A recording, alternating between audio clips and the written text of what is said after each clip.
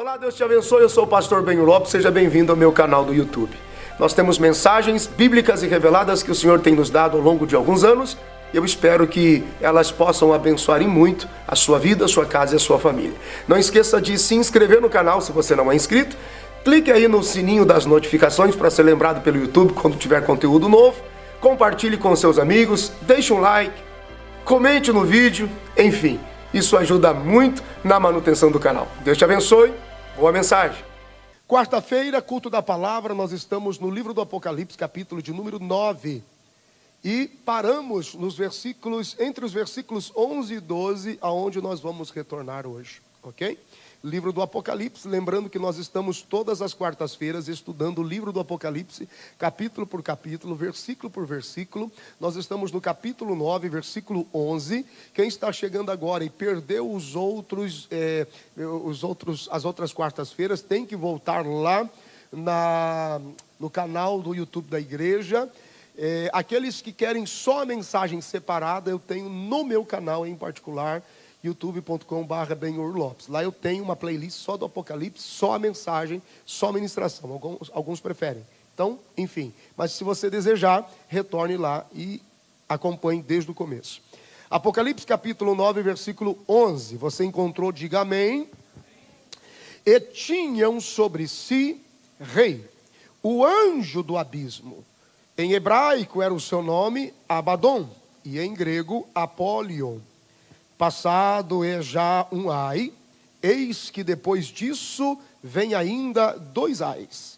E tocou o 6º anjo a sua trombeta, e ouviu uma voz que vinha das 4 pontas do altar de ouro que estavam diante de Deus, a qual dizia ao 6º anjo que tinha a trombeta: solta os 4 anjos que estão presos junto ao grande rio Eufrates. E foram soltos os 4 anjos que estavam preparados para a hora e dia e mês e ano, a fim de matarem a 3ª parte dos homens. E o número dos exércitos dos cavaleiros eram de 200 milhões, e ouvi o número deles. E assim vi os cavalos nesta visão, e os que sobre eles cavalgavam tinham coraças de fogo e de jacinto e de enxofre. Fogo, jacinto e enxofre. E as cabeças dos cavalos eram como cabeças de leões, e de suas bocas saía fogo e fumaça e enxofre. Fogo, fumaça e enxofre. Por esses 3 foi morta a 3ª parte dos homens, isto é, pelo fogo, pela fumaça e pelo enxofre, que saíam das suas bocas. Porque o poder deles está na sua boca e nas suas caudas, porquanto as suas caudas são semelhantes a serpentes e têm cabeças, e com elas danificam. E os outros homens que não foram mortos por estas pragas não se arrependeram das obras de suas mãos, para não adorarem os demônios e os ídolos de ouro e de prata e de bronze e de pedra e de madeira, que nem podem ver, nem pode ouvir, nem pode andar. E não se arrependeram dos seus homicídios, nem das suas feitiçarias, nem da sua fornicação, nem dos seus furtos. Amém, diga amém, porque é a palavra de Deus. Bom, na última quarta-feira, ou a antepenúltima quarta-feira, ou na última em que falamos sobre o capítulo 9 do Apocalipse em particular, nós terminamos trazendo luz sobre muitos aspectos do tempo do fim. A forma com que as coisas estão se organizando para a manifestação do anticristo e tudo mais. Existem muitas e muitas linhas contraditórias que geram polêmica, discutem, com fonte mais especulativa e sensacionalista religiosa, sensacionalista teológica, que eu não quero me ater, porque isso confunde muito a mente da gente. Desde que essa pandemia começou e esse ciclo de instabilidade, de anormalidade começou, a internet que deu voz a todo indivíduo, a toda pessoa. Eu me lembro muito bem, pastor Zé Carlos, lá na minha região, quando tinha alguém na igreja que estava meio nervoso, ele ia para a rádio e pagava um programa. porque era liberado. Se tivesse dinheiro, você podia pagar seu programa. Então tinha umas rádios lá, que eram rádios evangélicas, rádios comunitárias evangélicas, e tinha uma grade com 200 programação no dia. Não sei como é que cabia. Então, aquele que ficava meio revoltado, ele ia lá, pagava uma hora de rádio para ficar falando o que quisesse na cabeça. Então, o pastor não me deixou pregar na congregação, eu paguei uma hora de rádio e falo o que eu quero. Confusão estava feita. Não é menos expressivo, mas talvez até muito maior a expressão hoje, a internet. Porque cada um agora gratuitamente abre o seu canal do YouTube, faz a sua fanpage, faz a sua forma de comunicação e fala o que quer, da forma que quer, do jeito que quer. Se popularizou muito nesses últimos meses uma teoria que é muito, muito fraca de expressão, ela é mais sensacionalista, mais polêmica do que verdadeira, que é chamado o preterismo escatológico profético, o preterismo escatológico, que basicamente é o seguinte: tudo se cumpriu 70 anos depois da ascensão de Cristo, com a derrubada de Jerusalém. Cristo veio, levou a igreja, e tudo que sobrou somos eu e você enfrentando a grande tribulação há mais de 2000 anos. Só que a conta já está errada, irmão de Deus. Só que eu não sei a calculadora que eles estão usando para fazer essa conta. Ou tribulação longa, né? Então, basicamente, eles dizem que Jesus já foi, a gente ficou e estamos todo mundo enrolado aqui, vai dar... E assim vai. E tem crente batendo a cabeça nisso, discutindo a origem do dispensacionalismo, discutindo a origem do entendimento do rapto, do arrebatamento da igreja. Gente, não precisa mais ir muito longe. Se você não quer se ater a discussões e a fontes dispensacionalistas, preteristas, leia somente a Bíblia. Então, uma coisa que nós temos certeza é que o Espírito Santo permanece conosco ainda. Se ele permanece conosco ainda, a igreja ainda está aqui. E é aquele que opera em nós que o detém a manifestação do anticristo. Se tudo isso já tivesse passado, se o Espírito Santo não estivesse mais aqui, se não houvesse mais nenhuma manifestação de crédito à palavra e à esperança da volta de Jesus, nós não estaríamos tendo esse culto. Nós não estaríamos motivados a continuar falando sobre isso. Uma das principais características da grande tribulação é que quando ela começar, biblicamente, se vai ser um pouco antes, se vai ser no meio, se vai ser no final, quando a grande tribulação tornar-se conhecida, olha, a grande tribulação começou, a igreja não está mais aqui. Quando a grande tribulação efetivamente começar, o anticristo se manifestará com toda a sua força. E quando a grande tribulação começar, toda a expressão da verdade de Deus será tirada do mundo. Literalmente, as pessoas vão viver baixo a idolatria, homicídio, engano, feitiçaria, fornicação, roubo, violência, como se Deus nunca, em nenhum outro tempo, fosse pensado, imaginado ou crido pela raça humana. Esse vai ser o ambiente da grande tribulação. É como se Deus simplesmente fosse esquecido completamente por toda a raça humana que permanecer aqui. Todo olho e todo coração e toda a postura, tudo se voltará para o anticristo. Simplesmente. E Deus vai permitir este caos, esse tempo de trevas, até que se quebre o contrato. Então, pastor, peraí, em quem que eu devo acreditar? Faz o seguinte, sonda o seu coração. A Bíblia diz que os caminhos da eternidade fluem. É só dobrar o joelho, irmão, e dizer: Espírito Santo, fala comigo. Fala comigo, que tempo é esse? Eu preciso sentir a esperança de volta. Eu preciso sentir. Cada um tem o seu nível de experiência, a sua profundidade, a sua maturidade, o seu mergulho em Deus. Eu nunca esqueci na minha vida. Eu tinha 14 anos de idade, eu já falei isso. Vou falar de novo. Tinha 14 anos de idade. Estou sentado na ponta de cada mesa, com 6 cadeiras. Estou na ponta de cá, no final da mesa de lá, um pouquinho mais adiante, a janela do final da cozinha. Minha avó acabou de fazer pão. E eu amava o pão da minha avó. E eu comia um inteirinho. Sabe o pão caseiro? Eu cortava no meio, não assim, e já ia comendo. Meu Deus do céu. E eu me lembro que eu vinha numa fase de oração, de consagração, de buscar o Senhor. E eu me lembro que eu abaixei a cabeça para orar pelo café.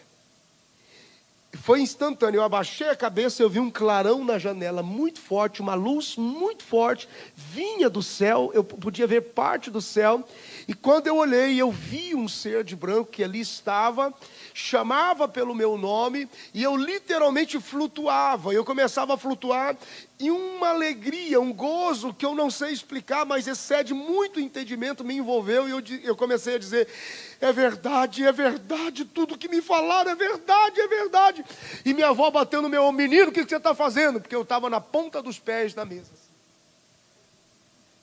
me erguendo. Só ora, irmão, ora com isso, ora sobre isso. Tire as preocupações e as agitações da sua mente. Diga: Espírito Santo, precioso Espírito Santo, tu que sondas o coração da igreja dos vencedores, fala comigo, me dá sonhos espirituais, mostra-me a eternidade com Deus. Quero ver o lugar das ruas de ouro que a tua palavra fala. Invista tempo, deseje vê-lo, estar com ele outra vez. Aqui no versículo de número 11, nós estamos falando sobre todo o desequilíbrio dos animais e das espécies, porque Deus estabeleceu todas as espécies, cada uma no seu lugar, e cada uma das espécies segundo se move e existe segundo a sua espécie em particular. Há uma mistura do cavalo com os gafanhotos, com a serpente. Então veja que é um desequilíbrio. Isso aponta para toda a rebelião dos gentios que desprezaram a salvação. O versículo de número 11 diz: e tinha sobre si rei, o anjo do abismo, que em hebraico era o seu nome Abaddon e em grego Apolion. Essa natureza dos gafanhotos que está sendo tratada aqui chama a atenção, e os gafanhotos entram aqui porque João está vendo a força e o aspecto da disciplina de como este exército de juízo irá se manifestar. Então ele vê como gafanhotos, que é conhecido que a nuvem de gafanhotos não tem líder, não tem rei, mas eles se movem extremamente organizados. Eles se movem com muita precisão, eles são muito disciplinados. Há uma conexão entre toda aquela nuvem que faz com que eles se tornem precisos e efetivos no que vieram fazer. Então João diz assim: olha, é mais do que isso. Não basta serem efetivos na sua forma de dizimar, de consumir, de destruir, mas eles têm à frente um rei e um comando para garantir que nada fique para trás. E ele diz: Apolion, seu nome, que no grego, Abaddon, do hebraico, e que no grego, Apolion. E agora ele está tendo uma visão de uma complexidade, de uma confusão, de um tropeço. E isso está sendo desfeito pela capacidade deste rei em governar, em tornar o êxito do propósito desses gafanhotos aqui, que se consuma e que tudo aconteça segundo o que foi estabelecido para juízo. Então esse Abaddon aqui, que traduzido é o príncipe da perdição, e tem o Apolion, que é o destruidor. Então vem para produzir a perdição e destruir completamente. Então veja só, o fato dos seres aqui torturadores saírem do abismo, ter origem no abismo, eles estão conectados com algumas importantes passagens do Apocalipse. Por exemplo, Apocalipse capítulo de número 11, versículo de número 7. E quando acabarem o seu testemunho, a besta que sobe do abismo lhes fará guerra e os vencerá e os matará. Essa conexão aponta para o exército preciso no comando da besta, para que seja efetivo em toda a sua destruição. Há uma outra conexão no capítulo 13, e no versículo de número 1, que diz assim, Apocalipse capítulo 13, versículo de número 1. E eu pus-me sobre a areia do mar, e vi subir do mar uma besta que tinha 7 cabeças e 10 chifres, e sobre os seus chifres 10 diademas, e sobre as suas cabeças um nome de blasfêmia, manifestação da força geopolítica e religiosa do anticristo. E ele diz também no capítulo 17, no versículo de número 8... A besta que viste foi e já não é, e há de subir do abismo, e irá à perdição, e os que habitam na terra, cujos nomes não estão escritos no livro da vida, desde a fundação do mundo, se admirarão, vendo a besta que era e já não é, ainda que continua sendo. Lembra quando eu explico que João está vendo a visão numa panorâmica só? É uma visão panorâmica única. Então você tem a impressão que você lê algo no final do Apocalipse, na ordem cronológica que está, como se você estivesse lendo no começo, e no começo como se você estivesse lendo no fim. É como você olha uma foto, uma figura, e a cada momento que você olha para ela, você vê um detalhe diferente que você não tinha notado, que você não tinha percebido. Então João vai falando das mesmas coisas. A Bíblia diz que o ambiente está se tornando um ambiente bem característico do que vai se tornar a grande tribulação, que é a ausência total da verdade de Deus. Versículo de número 12. Misa, tem alguma coisa, está ouvindo? Uma interferência? Vê para mim o que está aparecendo lá. Tem uma interferência, alguma coisa. Versículo 12 diz: passado é já um ai, eis que depois disto vem ainda 2 ais. Então o versículo 12 aqui, ele está conectando, ele é um versículo conector dos flagelos, e o primeiro ai está passando, e agora nós temos ainda 2 ais à frente. Veja, olha só. Esses 3 ais estão no versículo 13 do capítulo 8. E olhei e ouvi um anjo voar pelo meio do céu, dizendo com grande voz: ai, ai, ai. 3 ais dos que habitam sobre a terra. O primeiro passa. Quando você dá uma lidinha no versículo 13, fica claro. Então, a conexão, a transição, vamos migrando para os próximos flagelos.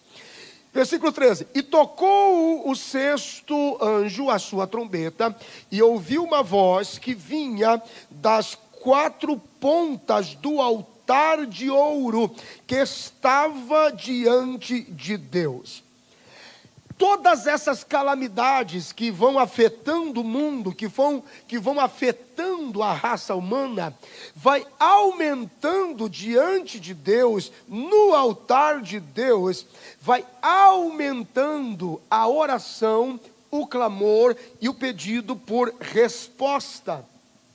E quanto mais os flagelos e as calamidades afetam o mundo e a raça humana, maior é a intensidade da manifestação da trombeta.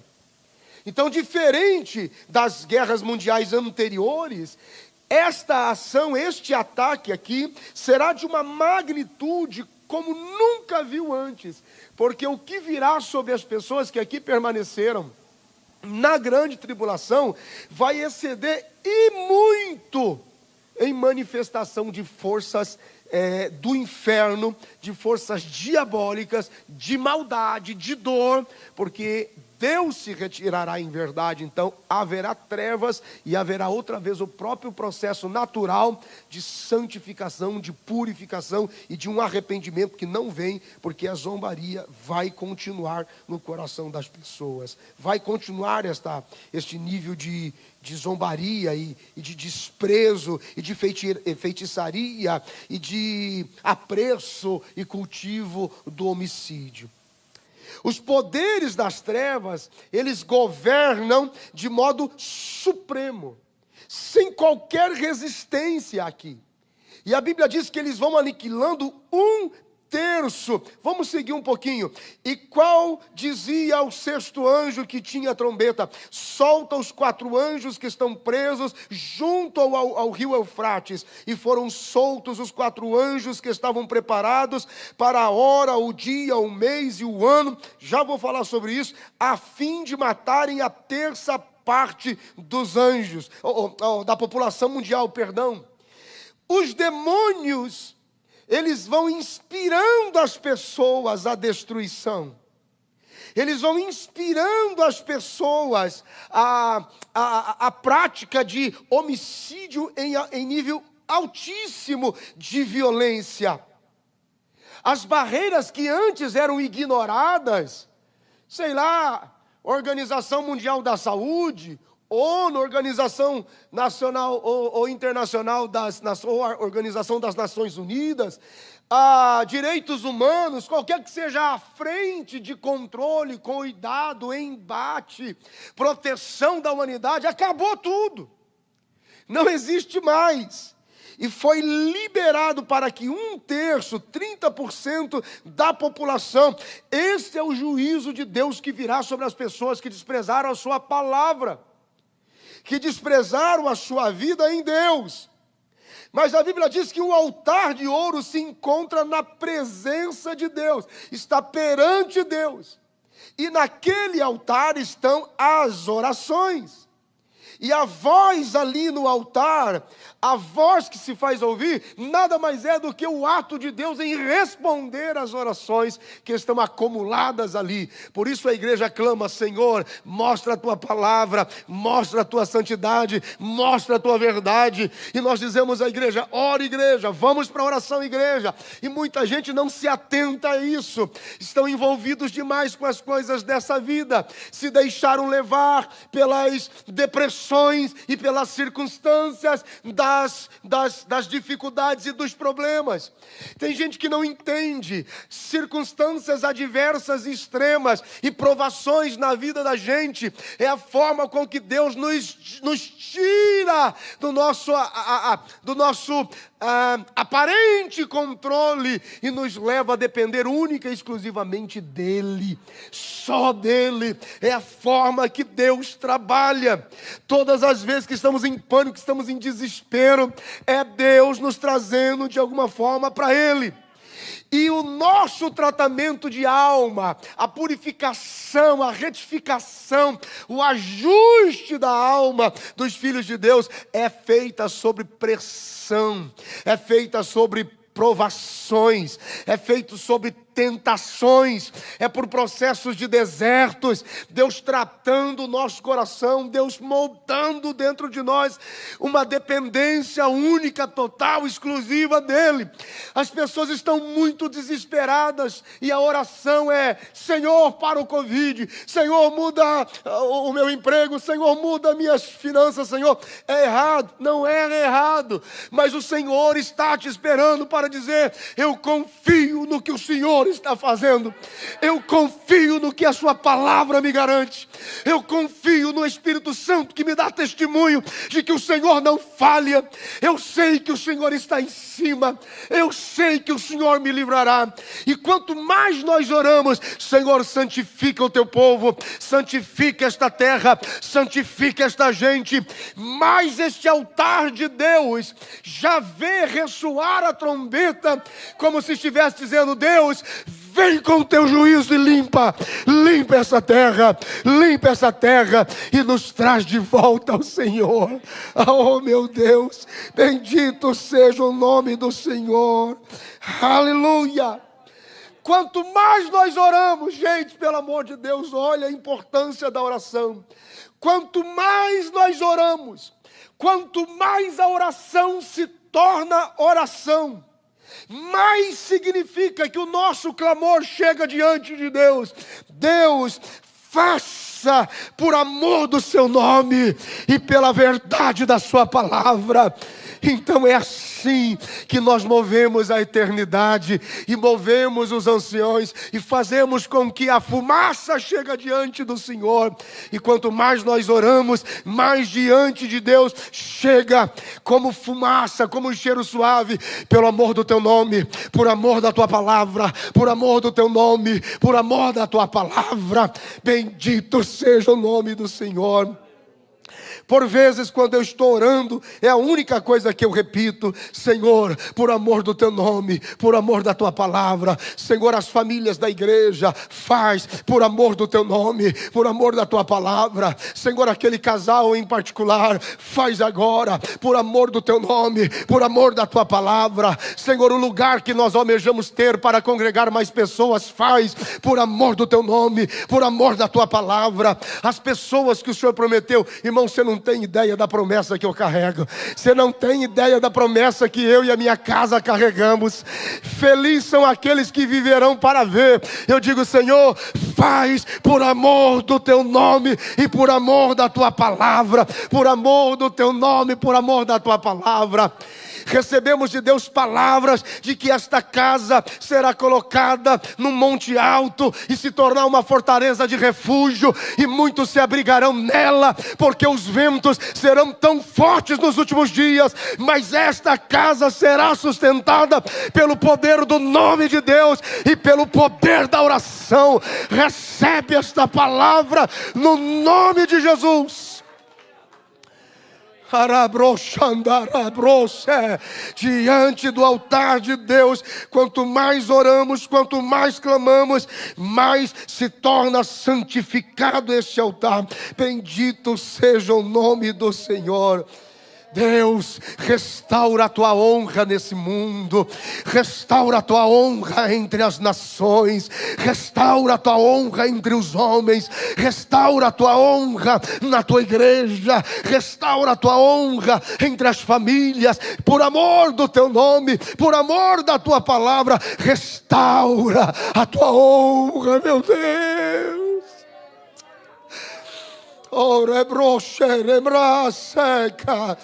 Aleluia, aleluia, aleluia. Bendito seja o nome do Senhor.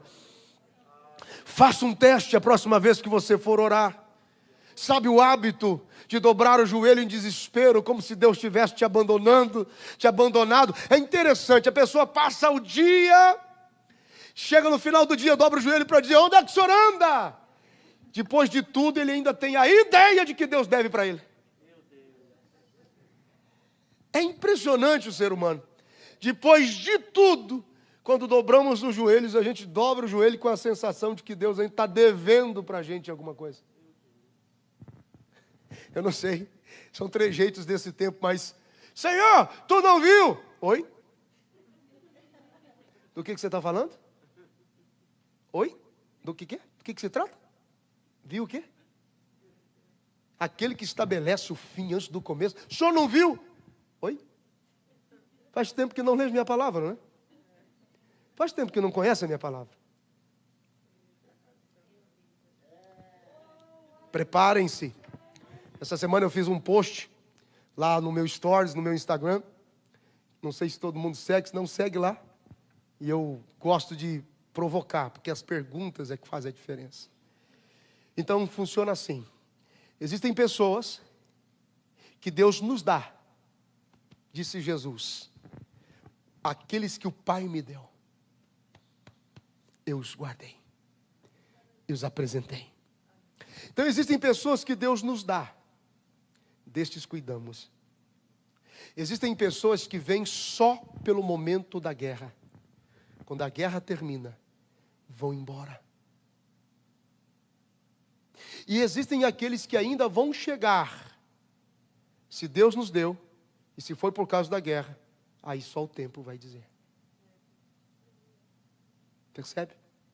Geralmente quando começa algo novo, algo grande, o pastor Zé Carlos está aí para dizer como isso funciona. Muita gente chega. Tamo junto, conta comigo, tamo junto, conta comigo, tamo junto, conta comigo, e o vento vem.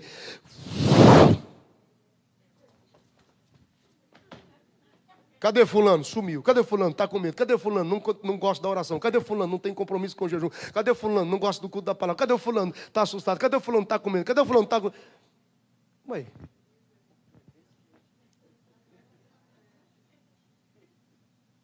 Aquele que o Senhor nos der, serão cuidados. E nenhuma arma forjada contra a sua vida vai prevalecer.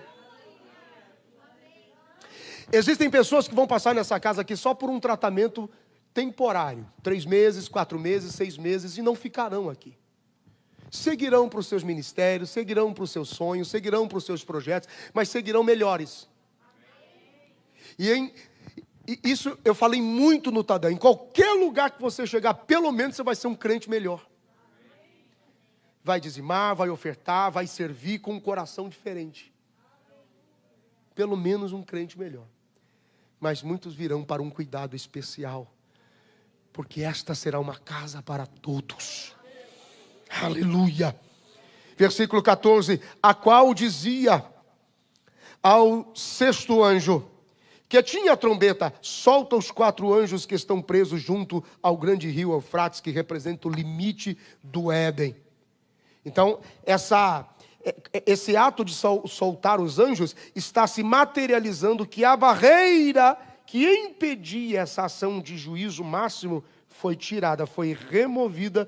Agora vem o juízo de Deus. Quando a gente aplica o Eufrates, lá em Gênesis 2, capítulo 9, no limite do Éden, no limite dos rios do Éden, Pison, Gion, e Dekel e Eufrates. O Eufrates é o limite do Éden. Não avança, porque é uma barreira. Se você avançar, o que tem atrás desse limite? Atrás desse limite tem homicídio, suicídio, feitiçaria, fornicação e roubo.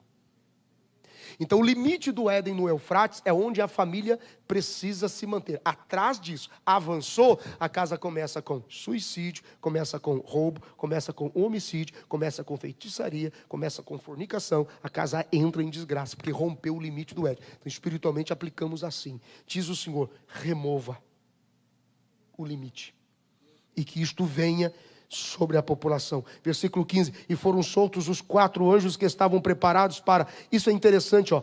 Hora, dia e mês e ano. De todas as demais coisas nós podemos observar e tentar interpretar, e tentar entender, mas ele está dizendo: eu vi, a agenda está fixada. E ela não sofrerá sombra de variação. Quando chegar a hora, quando chegar o dia, quando chegar o mês e quando chegar o ano, assim será. Então o versículo 15 ele está sendo exaustivo. Foram soltos os anjos que se achavam preparados para esse instante, essa hora, esse dia, esse mês, esse ano, para que matasse 1/3 da humanidade. Mas mesmo assim, 1/3, 30%, vem carregado do gesto da misericórdia de Deus. Se você quiser sublinhar, você sublinha depois, hora, dia, mês e ano. Então, nós temos isso aqui. Agora que eu percebi, essa luz aqui está queimada. E aquelas 2 ali estão queimadas, ó. Amanhã não vão resolver isso. Por isso que o pastor de volta está assim, ó. Está tentando revelar o texto. Oh, meu pai, mas vou resolver isso. Vou colocar uma luz aí só para clarear a sua Bíblia. Em nome de Jesus. Então, de 4 maneiras diferentes aqui, veja que isso aqui não é uma forma deslocada, ela é precisa. Quando tem hora, tem dia, tem mês e tem ano. Essa contundência de juízo aqui, apesar desse 30% da humanidade, ela carrega também uma demonstração de misericórdia de Deus, embora a humanidade ainda rejeite e despreze esse livramento do Senhor sem se arrepender, sem confessar. Então, esse 30% aqui, João estava vendo uma representação de todo o resto, de cada povo, de cada expressão, de cada manifestação de nação. Nesse 30% está envolvido a representação de cada um, e ainda assim é um gesto de compaixão e misericórdia, porque se houver arrependimento e a vida for dada por amor a Cristo, então a misericórdia triunfará no juízo. No versículo 16 nós falamos rapidinho, são 200 milhões de demônios soltos no Hades, que estavam presos. Por aí você tem uma ideia, se o que está por aí já incomoda, imagina quando essa turma chegar. Irmão, é sério isso. E é interessante que ele diz assim, ó, eu os ouvi, e ouvi o número deles, 200 milhões de demônios soltos no Hades. Ok, versículo 17, vamos do 17 ao... Vamos no 17. E assim vi os cavalos nesta visão, e os que sobre eles cavalgavam tinham coraças de fogo e de jacinto e de enxofre, e as cabeças dos cavalos eram como cabeças de leões, e as suas bocas saíam fogo, fumaça e enxofre. É importante anotar ali, fogo, fumaça e enxofre. Então, outra vez João está descrevendo a partir dos cavalos, e ele está fazendo a mistura do leão, da serpente. Então ele mostra a complexidade, a confusão das espécies que já não são mais segundo o que Deus determinou, como Deus fez. Então aqui nós podemos entender que essa mistura de espécies aqui já indica o caos que a humanidade mergulhou. E aponta possivelmente para o comportamento do mundo gentílico caído sem Deus. Então, essa mistura desse serviço que destrói, é um serviço que confunde a criação de Deus. No versículo 18, por esses três foi morta a terça parte dos homens, isto é, por esses três o quê? Fogo, fumaça e enxofre. Por esses três, a terça parte dos homens, isto é, pelo fogo, pela fumaça, pelo enxofre, que saíam das suas bocas. Então precisamos levar em consideração algo interessante aqui. Quando a gente lê fogo, fumaça e enxofre, fogo fala de guerra, fumaça fala de desolação e enxofre fala de total destruição, quer dizer, aniquilação completa. Por quê? Porque lá no Antigo Testamento, quando a expressão destruir por fogo aparece, era comum que quando um exército inimigo triunfasse sobre uma cidade, ela fosse dizimada por fogo. Então, quando ele diz, eu vi fogo, ele está dizendo, eu vi uma guerra. Então, eu vi uma guerra que será efetiva. Quando ele diz assim, e o fogo da guerra produziu fumaça, é a segunda expressão, e produziu fumaça, ou seja, o sol escurecido, a incapacidade ou a falta de oxigênio, ar poluído, as pessoas sufocadas, sem condições de respirar. Quer dizer, são todos os outros resultados extra-guerra diretamente, todos os efeitos colaterais. Então eu vi o fogo, guerra, eu vi a fumaça e vi que as pessoas estavam completamente tomadas por nuvem de fumaça, sol que se escondeu, sol que escureceu, ar poluído, ausência de ar suficiente para respirar, e finalmente ele diz, viu enxofre, que dependendo da expressão, esse enxofre fala da punição divina sobre os ímpios, porque remete para a ação de Deus sobre Sodoma e Gomorra. Então quer dizer, vai ser efetiva a total ausência de Deus, não tem, o Senhor vem com juízo para purificação e santificação dessa terra. Versículo 19, porque o poder deles está na sua boca e nas suas caudas, porquanto as suas caudas são semelhantes a serpentes e têm cabeças e com elas danificam. João vai relatando aqui que para matar todos estes seres humanos, este exército ele é tão eficaz pela frente como é eficaz por trás, para que não sobre ninguém. Então, João está vendo um flagelo, João está vendo uma aflição por ação de demônios inimaginável. Ambiente da grande tribulação. A gente está vivendo isso? Não. Então, nós estamos esperando o Senhor. Estamos com a saudade e o coração queimando por vê-lo. Estamos orando, estamos jejuando. Se isso não fosse mais a verdade da nossa esperança, nós não estaríamos aqui, não haveria sentimento em nós. Mas há muitos que já estão dominados pelo espírito do anticristo. e já negaram sua fé. Já estão apostatando da fé. O seu culto, você não precisa dizer que você desistiu de Deus. O seu culto, porque tudo que nós somos na nossa relação com Deus representa culto. O seu culto denuncia. Percebe? Jesus se aproxima dos discípulos no caminho de Emaús e diz assim: que palavras são essas que caminhando trocais entre vós? E por que vocês estão tão tristes? Percebe? Por que vocês estão tão tristes? És tu o único peregrino em Jerusalém que não sabe das coisas que têm acontecido? Quais? Do que vocês estão falando? E a Bíblia diz que ele começa a ministrar sobre eles. E é interessante, ele vai ministrando sobre eles. Todo o caminho de Emaús, aproximadamente 11 quilômetros, e ele vai conversando sobre todos os profetas do Antigo Testamento. É um seminário mais intenso, sintetizado, porém tão intenso quanto, que vai do Gênesis a Malaquias. O Senhor vai explicando, porque o profeta disse, o profeta disse, o profeta disse, o profeta disse, o profeta disse, o profeta disse, o profeta disse, o profeta disse. Por que é que Jesus se aproximou deles? Porque eles não queriam acreditar naquilo que eles deveriam acreditar. Que se cumpriu o que os profetas haviam dito. Se cumpriu o que os profetas haviam falado deles. Aleluia. Versículo 20. E os outros homens que não foram mortos por estas pragas, não se arrependeram das obras das suas mãos. Porque não deixaram de adorar demônios. Não deixaram de adorar os ídolos de ouro, de prata, de bronze, de pedra, de madeira, que nem podem ver, nem ouvir, nem andar. Quando você lê o versículo de número 20, você tem que conectar ele com Lucas capítulo 13. Lucas capítulo 13, versículo de número 1.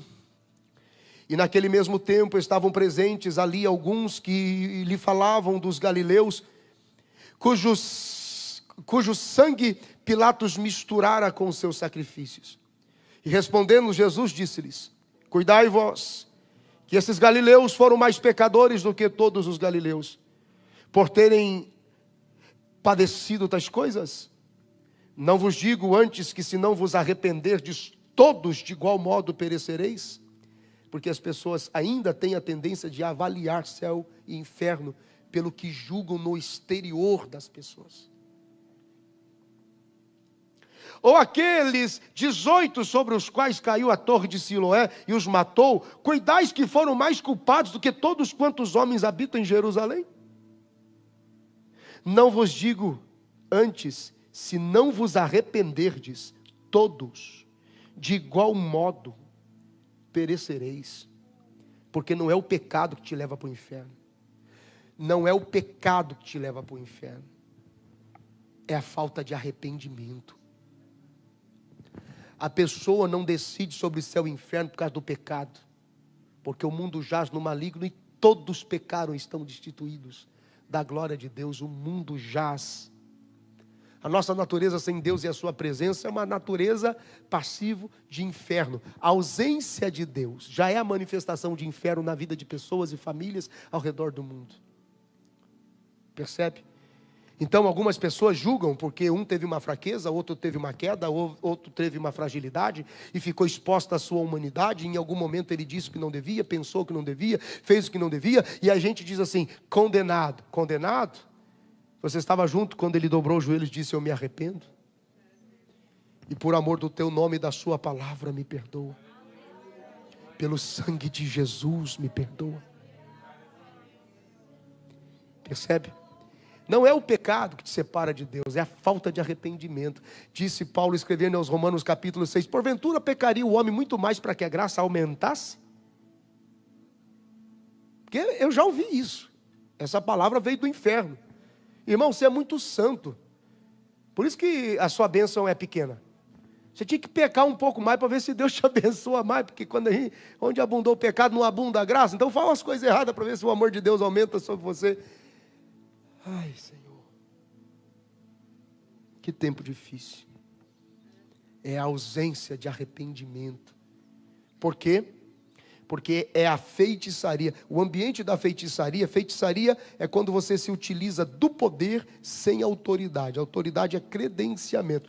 tudo aquilo que te vier à mão para fazer, faça. Se não te vier nada à mão, não faça. Porque poder e habilidade sem autoridade é feitiçaria. É simples. Atitude de adoração. Não se pode falsificar a adoração. E então Herodes chega para aqueles que procuravam, porque seguiam a estrela. E ele pergunta e diz: quando encontrar o menino, me avisa onde ele está, para que eu possa ir adorá-lo. Mentira. Versículos depois, ele está matando todas as crianças de 2 anos para baixo. Por quê? Porque toda falsa adoração equivale a um assassinato. Entendeu? Porque quem vem para o ambiente do tabernáculo e da adoração e não participa do ambiente morre. Porque toda falsa adoração equivale a um assassinato. Então, se não vem para adorá-lo, eu sei que a gente não pode falar isso, que é até muito radical. Eu já estou restaurado desse tempo de evangelista, mas é por isso que eu digo, se não vem para adorá-lo, é quase melhor não vir. Porque toda falsa adoração equivale a um assassinato. E todo aquele que tentar permanecer no ambiente do tabernáculo, junto dos levitas, para o ambiente da adoração, e não se envolver com aquele ambiente, será estranho e morrerá ali. É por isso que tem gente que vem para a igreja, não vem para o culto, não vem para a adoração. Quando ele ouve uma palavra, ele diz: pastor me matou. Alguns matam mesmo, mas quando você ouve uma palavra inteligente, o pastor matou. Não está inserido no ambiente da adoração. De duas, você ouviu uma palavra, não te preocupa, dá glória a Deus. Te preocupa, se arrepende. Se arrepende na hora. Eu tinha 12, 13 anos de idade, todo apelo na igreja, lá em Toledo, no Paraná, eu ia no altar. Todo apelo. Aí um dia o irmão chegou para mim e falou: por que você vai tanto no altar? Eu falei: não sei, eu me sinto bem quando eu vou lá. Se arrepende, irmão. Pastor, estou me arrependendo até daquilo que eu nem lembro, mas vou me arrepender. Senhor, me arrependo. Por amor do teu nome e da sua palavra. Eu me arrependo. Perdoa, Davi, perdoa os meus pecados de mocidade, perdoa até os pecados que eu nem lembro mais, Senhor. Perdoa.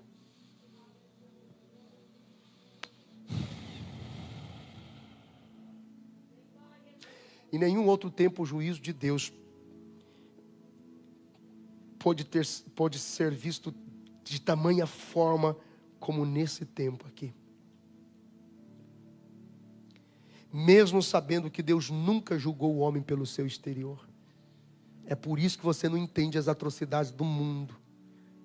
E a vontade é que a gente peça a Deus que mate todo mundo. Senhor, mata essa raça, mata essa gente, fulmina que essas pessoas. Deus não faz essa avaliação pelo exterior, porque Ele sabe que o homem sem Deus é capaz das piores atrocidades. Ele não avalia isso. Por isso que a gente quer que Deus faça alguma coisa rápido, com uma injustiça, com uma violência, e você não vê Deus fazendo. Não é assim.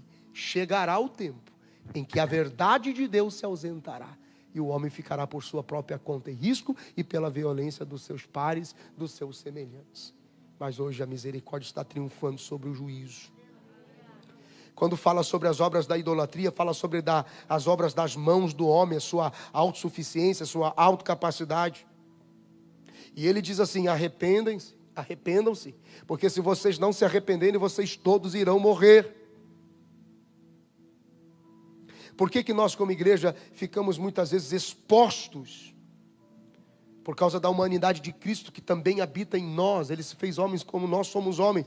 E a nossa paciência, a nossa perseverança é o testemunho da igreja, é o testemunho de Cristo em nós. Então nós não podemos nos desesperar. Porque essa é a missão da igreja, permanecer firme. Manifestando o amor de Deus, a graça de Deus, a esperança de Deus. Essa chama que queima dentro da gente de esperança. E por mais que a gente enfrente aflições e aflições, a gente não se desespera. Permanecemos fiéis. Fiel é o que chamou, que também fará. Senhor, honra o teu nome nessa nação. Honra o teu nome nessa nação. E diante do altar de Deus, a nossa oração faz uma pressão que você não tem ideia. Honra o teu nome nessa nação outra vez, Deus. Honra mais uma vez o teu nome nesta nação, Deus. Aleluia, aleluia, aleluia, aleluia. Fique de pé um pouquinho comigo. E o Senhor está dizendo: arrependem-se, arrependam-se, arrependam-se, se arrependam, se arrependam, se arrependam, se arrependam. Arrependimento, até no final a mensagem é: se arrependam dos homicídios, das feitiçarias, da fornicação, dos seus furtos, do seu roubo. Se arrependam, se arrependam, se arrependam. É desse versículo 21 que eu tirei o entendimento. E quando você vem para a mesa e só tira e não coloca nada lá, você está roubando aquilo. O Senhor está dizendo: se arrependa. A idolatria está roubando, a fornicação rouba, a feitiçaria rouba. Se arrependam disso. Aleluia. Pai, eu quero orar com os teus filhos nesta hora e declarar que a tua palavra, meu Deus, é bem-vinda em nossos corações. Quero declarar que a tua palavra encontra descanso, encontra guarida, encontra refúgio nos nossos corações. Nós te amamos, ó Deus, e cremos na volta do seu Filho. Nós cremos com todas as forças do nosso ser, e o nosso coração grita esta noite: Maranata, ora vem, Senhor Jesus. E nós oramos como a voz dos santos que já clamam de tantos anos na base do seu trono, por amor do teu nome, por amor da tua palavra. Honra o teu nome, honra o teu nome, honra o teu nome. Restaura a tua honra nestes Estados Unidos, ainda que por um tempo. Restaura a tua honra no Norte América, restaura a tua honra nos países ao redor do mundo. Restaura, Senhor, a tua honra na vida das famílias que me ouvem esta noite. Senhor, guarda-nos na hora da tentação, livra-nos da hora que virá sobre o mundo, Deus.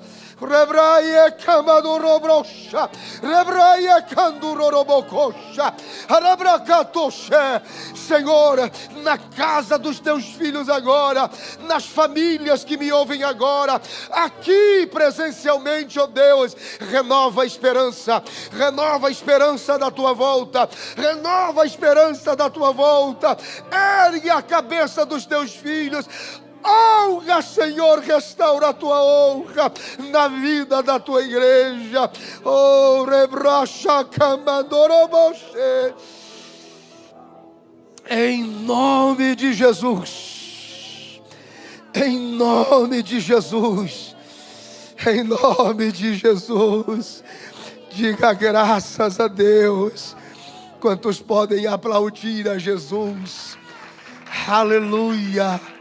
Aleluia, aleluia. Me dá a luz do fundo, por favor. Diga graças a Deus.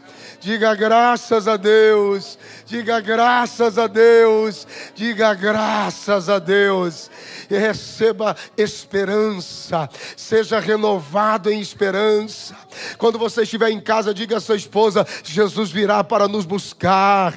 Que certeza você tem disso? Por amor do nome dele e por amor da sua palavra. Diga aos seus filhos: Jesus virá para nos buscar. Como é que o senhor tem certeza disso? Ele restaurará a sua honra nas nações da terra outra vez. É isto que a palavra de Deus nos diz.